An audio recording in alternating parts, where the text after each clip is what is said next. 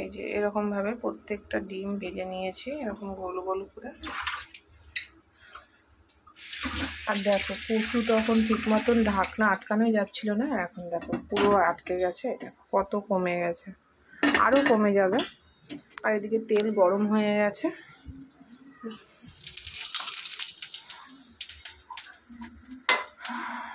তো ডিমটা বসিয়ে দেবো। তোমরা নিশ্চয়ই ভালো আছো আমার সকল বন্ধুরা।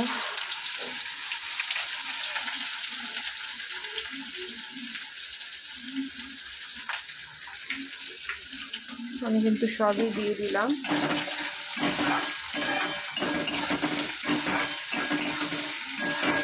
একটু ভুল হয়ে গেল রান্না করতে করতে, বসানোর আগে দেখো আজকে ফুলকপি দিয়ে করবো, ফুলকপিটা ভাজবো তো ভুলে গেলাম। আজকে ফুলকপি দিয়ে ডিম করবো, কারা কারা খাও অবশ্যই কমেন্ট করো।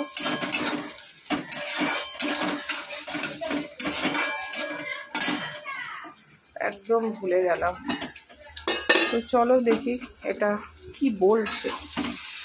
দেখো একটু করে দিতে হবে ওপর নিচ, ঠিক আছে? এখন কতটা কমে গেছে, কত সুন্দরভাবে নাড়তে পারছি, আরও কমে যাবে। এটা কিন্তু সত্যি খাওয়া খুব উপকার আর টেস্ট আমার তো খুব ভালো লাগে। বেশিরভাগ মানুষই, বাঙালি মানুষই এই কচুর শাক খেতে খুব ভালোবাসে কিন্তু, তাই না? তো বন্ধু যেটা বলার ছিল তোমাদের কাছে, আমি একরকম বা ভিন্ন রকম আমি ভিডিও দিই, কিন্তু আমার ভিউ একদম কমে যাচ্ছে। আমি জানি তোমরা আমার পাশে আছো, তার জন্য তোমাদের উপর আমি ভরসা করি। তো প্লিজ বন্ধুরা, তোমরা যেভাবে আমার চ্যানেলটাকে এগিয়ে নিয়ে যাচ্ছ সেইভাবেই করো।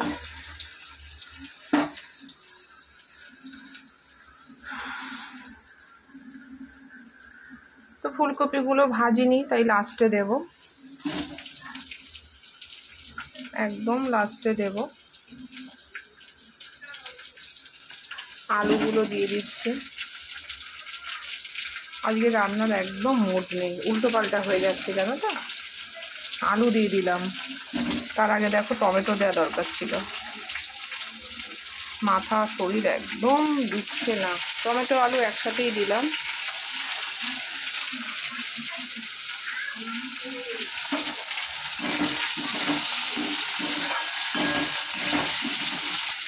তো নুন দিয়ে দিই, হলুদ দিয়ে দিই। একটা সময় প্রচণ্ড খারাপ লাগে, কিন্তু ঠিক আছে চলো, তোমাদের উপর আমার ভরসা আছে, আমি জানি যারা আমার পাশে থাকার তারা ঠিকই থাকবে। আসো, অনেকে আছে হয়তো ইচ্ছে হয় আমার চ্যানেলটা সাবস্ক্রাইব করে, আমার ভিডিও দেখে, শেয়ার করে, আবার তাদের মনে হয় আনসাবস্ক্রাইব করে দেয়, ভিউ কমিয়ে দেয়। ঠিক আছে চলো, আমার তাদের উপরেও রাগ নেই, যার যেটা পার্সোনাল ব্যাপার, তাই না?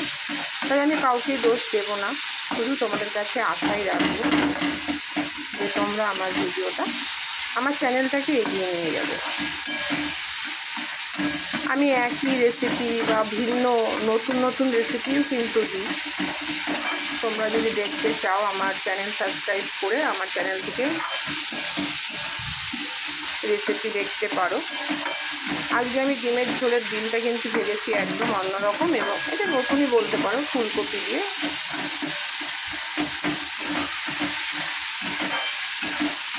বুঝেছো, নুনটা দেওয়ার পর কিন্তু টমেটোগুলো একদম মজে গেল। দেখো কত সুন্দর হয়েছে, দেখতেই পাচ্ছ একদম। এবারে আমি মশলা অ্যাড করব। আদা পেস্ট, রসুন নিজেকেই করতে হয় জানো তো। এর জন্য বলে যে যতই তুমি শ্বশুরবাড়ির লোককে নিজের মনে করো না কেন, তোমাকে তারা চোখে আঙুল দিয়ে বুঝিয়ে দেবে যে তুমি এসেছো এই বাড়িতে কাজ করার জন্য, তোমার শরীর খারাপ কিছু না। তোমার স্বামী বুঝতে চাইলেও ওর যে আরও মানুষ থাকবে, তারা এমনভাবে তোমাকে তার সামনে বলবে, তোমার স্বামী কিছুই করতে পারবে না। তার জন্য সত্যি কথা বলতে শরীর খারাপ হলে মানুষ বুঝতে পারে না যে স্বামীর সামনে তার বাড়ির লোক একরকম ব্যবহার করছে আর পেছনে আর এক রকম। কারণ আমি আমার হাজবেন্ডকে বলতে পারবো না, তাই তা বলে এই নয় যে সব শ্বশুর বাড়ির লোক এরকম হয়।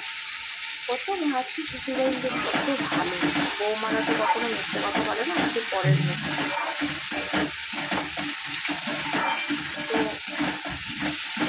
সামান্য একটু জল দিয়ে দেবো যাতে মশলাটা পুড়ে না যায়। ভিডিওটা বড় হয়ে যাচ্ছে,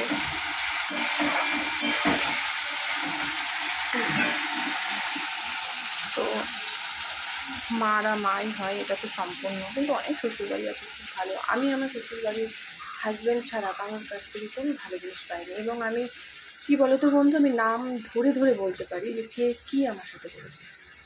তা বলে কি এটা নয় যে আমার দোষ নেই? হ্যাঁ, অবশ্যই আমার দোষ আছে। আমার দোষটা কি জানো? তারা যে আমার সাথে অন্যায়টা করেছে তার প্রতিবাদ করাটা, ঠিক আছে? এটাই হচ্ছে আমার দোষ।